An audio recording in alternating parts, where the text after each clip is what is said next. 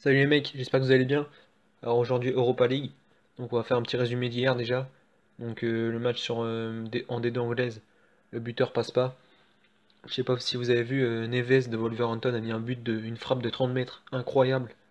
Franchement, un des buts de l'année sûrement en Angleterre. Euh, Pas de regret, Wolverhampton a été largement meilleur. Et donc en Ligue des Champions, le Bayern qui fait 0-0 à domicile contre Séville.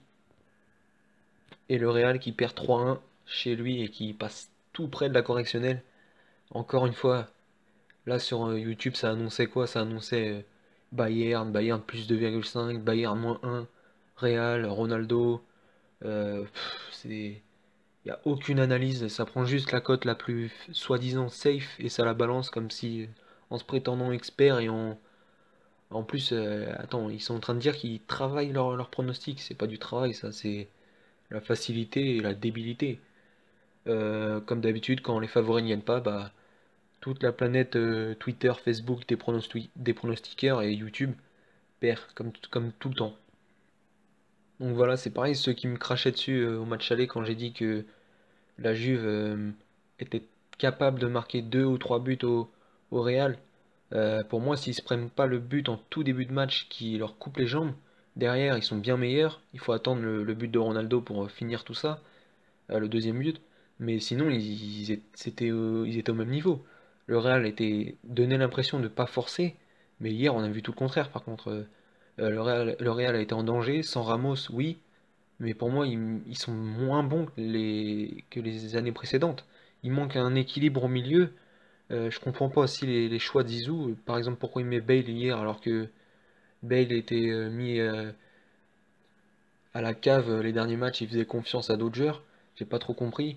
Et le Real est surtout dépendant à, à 100-150% de Ronaldo. Et quand il est absent, le Real est absent. Et les autres années, c'était pas ça. Il pouvait s'appuyer sur d'autres choses. Et là, c'est pas le cas. Il y a Isco qui est très bon, mais ça suffit pas. Deux joueurs sur 11, ça suffit pas. Donc c'est passé là parce que il y a un penalty. Bon, je vais pas critiquer l'arbitrage parce qu'il a été plutôt bon d'ailleurs, mais c'était du 50-50 pour moi le penalty. Ça peut siffler, ça peut pas siffler. Ça après c'est l'avis de chacun, mais c'est passé tout près. Donc je le redis, mais le Real faut vraiment s'en méfier. Ils sont moins bons que l'année dernière et ils pourraient se faire surprendre même contre une équipe comme la Roma ou contre Liverpool, hein. Ça peut, il faut se méfier. Donc alors un seul prono aujourd'hui, j'ai hésité à prendre Freddy Montero du Sporting qui est coté à 4. Je trouve ça assez énorme, mais j'ai peur que le Sporting ne marque pas contre l'Atlético. Je m'attends quand même à une réaction du Sporting, donc j'hésite. Je verrai bien peut-être en live, mais je vais prendre Ocampos à Marseille. Euh, j'ai hésité entre Ocampos, Mitroglou et Germain. Germain, Mitroglou, on ne sait pas trop qui sera titulaire. Et Ocampos a été l'homme en forme marseillais ce dernier mois. Il a porté Marseille en l'absence de Thauvin. Et franchement, moi je pense vraiment que Marseille a largement les capacités pour se qualifier. Leipzig s'en est pris 4 contre les Leverkusen à la maison. Au match aller, Marseille a dominé. Si le Vélodrome pousse et que ça met une ambiance électrique, ça peut vraiment partir dans tous les sens. On l'avait vu l'année dernière en Europa League avec Lyon, qui au match qui à la maison avait mis le feu contre la Roma et contre l'Ajax aussi, il me semble. Ou même contre l'Ajax, ils avaient essayé de remonter un 4-0. Bon, ça avait fait 3-1 et c'était passé tout près. Un 3-0, pardon. Mais on va bien voir qui marque le premier but. Et si c'est Marseille qui arrive à mettre le premier but, même si Leipzig marque au final, euh, le match peut partir dans tous les sens, hein. Tu le sens de toute manière dans ces stades-là. On l'a vu à Rome hier, le 1-0, l'ambiance qui monte, le 2-0, l'ambiance qui explose, et ensuite le 3-0. Limite, on le sent arriver tellement l'ambiance elle est bizarre dans le stade. Pareil pour le 3-0 de Liverpool contre City. L'ambiance elle était tellement bizarre que tu te disais, ouais, il va se passer un truc. Et on va voir si le Vélodrome sera dans cette dimension-là. Mais je pense que Marseille, en tout cas, d'un point de vue football simple, ils ont largement moyen d'inquiéter cette équipe de Leipzig. Même si elle sera dangereuse en contre-attaque, Marseille devant, ils ont bien inquiété au match aller. Donc Ocampos à 3,2, 0,5%. Donc bah rien d'autre aujourd'hui. Comme je l'ai dit la dernière fois, les affiches d'Europa League, à part ce match-là, c'est quand même très chiant. Il n'y a pas beaucoup de beaux matchs comparé à l'année dernière par exemple. Encore une fois, j'aimerais rebondir sur un gars qui a dit hier que la seule manière de gagner dans les paris sportifs, c'était d'avoir une grosse bankroll et de jouer sur des petites cotes en grosse fiabilité.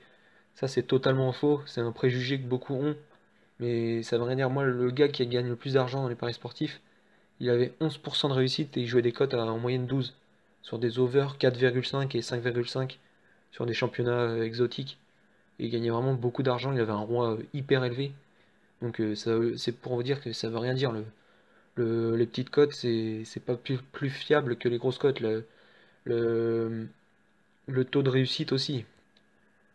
Tous les pronostiqueurs sur YouTube, quand on leur demande leur bilan, ils viennent dire ouais, moi j'ai 60% de taux de réussite ou j'ai 70% de taux de réussite. Mais si tu joues des cotes à 1,20, 70% de taux de réussite, tu seras perdant.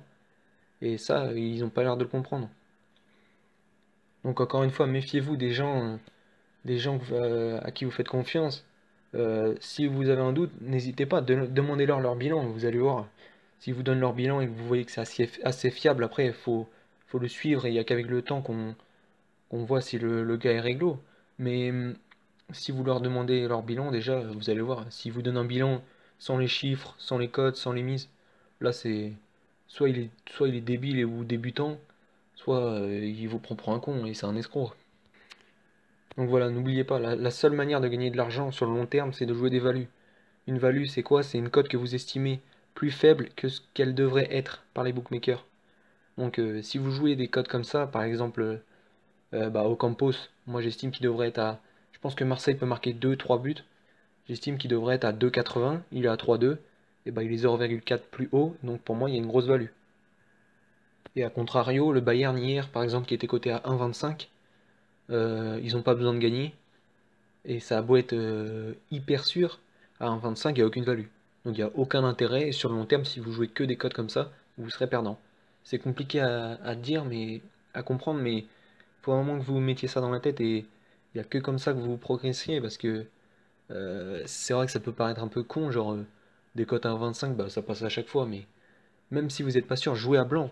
Notez toutes les cotes comme ça sur le long terme et vous verrez que soit vous gagnerez très très peu, soit vous serez perdant. Donc voilà les mecs, on se retrouve.